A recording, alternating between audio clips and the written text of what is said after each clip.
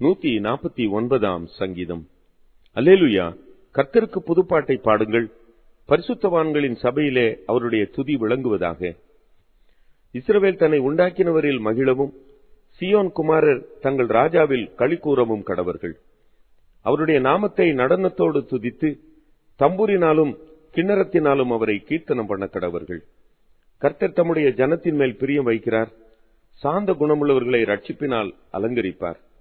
பரிசுத்தவான்கள் மகிமையோடே களி கூர்ந்து தங்கள் படுக்கைகளின் மேல் கெம்பீரிப்பார்கள்.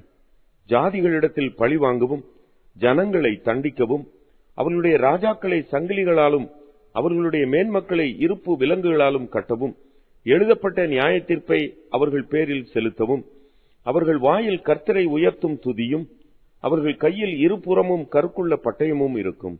இந்த கனம் அவருடைய பரிசுத்தவான்கள் யாவருக்கும் உண்டாகும். அல்லேலூயா.